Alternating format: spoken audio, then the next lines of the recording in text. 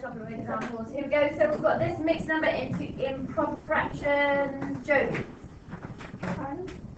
how do I do this one? So, can I do it line method? Sure. Should I do it line method? What's your method? 9 plus 5. That's what I did. I just started with 11. Okay. Well, and then you put it over 9. Nice. Awesome. And 11 multiplied by 9 is 99. plus 5 is 104. Awesome. Okay, go do those. Or that we've got them. Okay, so they are the values that you should have. Lovely. Alright, so multiplying, you're just multiplying the numerators and the denominators. Now, the key thing here is not to forget to simplify. You may or may not, I don't really understand why people don't like doing this, but I keep being told by many people that, oh my gosh, no, I don't like that. So what I would do if I was doing this question is I can see that I have 3 on one of the top, as one of the numerators, and I have 3 as one of my denominators, okay? So what I can do is I can divide both top and bottom by 3.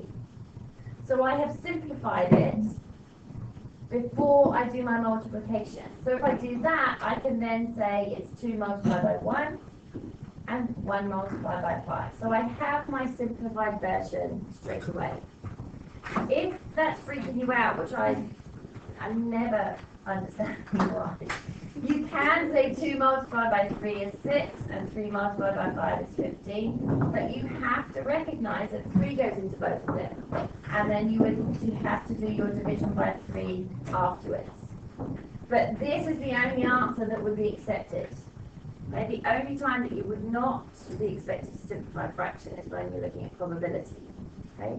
Every other time you have a fraction, it must be in its simplest form. Bless you. So for this one here, hopefully again you can see that there are 3's that are common, so I can divide both top and bottom by 3 and I get the same answer.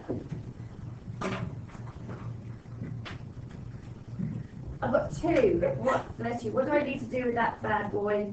First of all, over 1, yes? Okay, it needs, and this is where sometimes people make the error of writing 2 over 2. So remember, whole numbers are always over 1. Now, I don't have the same number top and bottom, but what do I have? Anything comment? You can divide 4 by 2. Good. So I can actually divide this by 2, which gives me 1. And I can divide this by 2, which gives me 2. You all happy with that? I've then got 1 multiplied by 3 and 1 multiplied by 2. So I can leave my answer as an improper fraction. If you're asked to change it to a mixed number, obviously that would be 1.5. But if the question hasn't specified, you can just leave it as is. Next one, there are no common factors top and bottom, so it's just a straightforward top times top, bottom times bottom.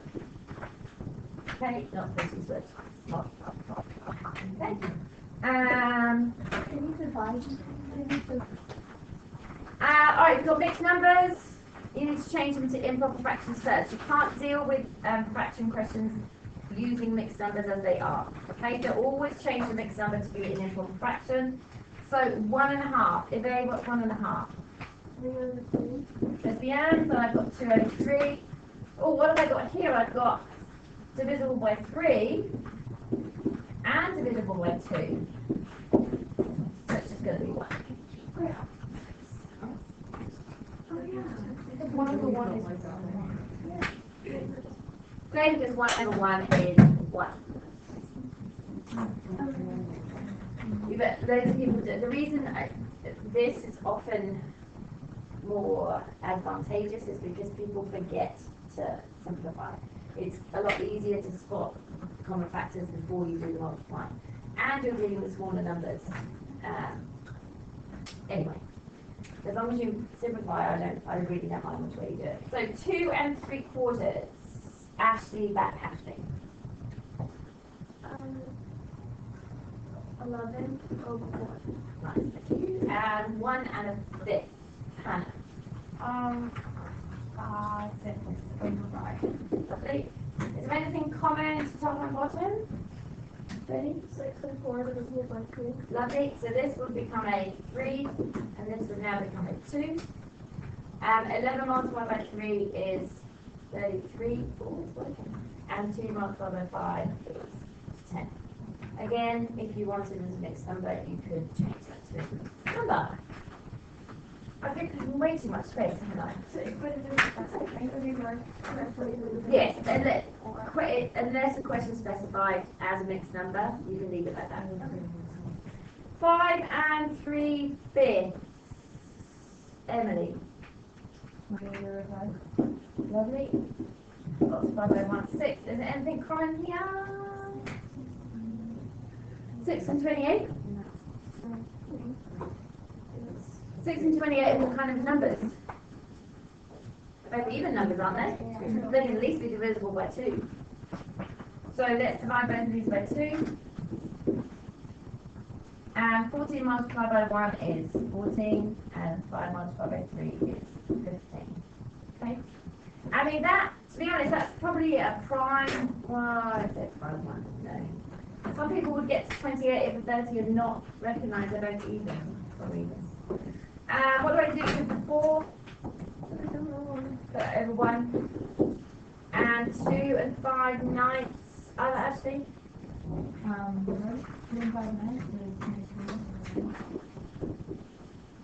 Anything common? Top and bottom? So what's 4 multiplied by 23? Over 9. Anything that goes into 92 and 9? Don't think so.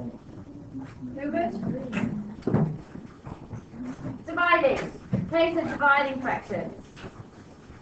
When you're dividing fractions, lots of people will use the keep, change, flip. Is that how you've been taught? Yeah.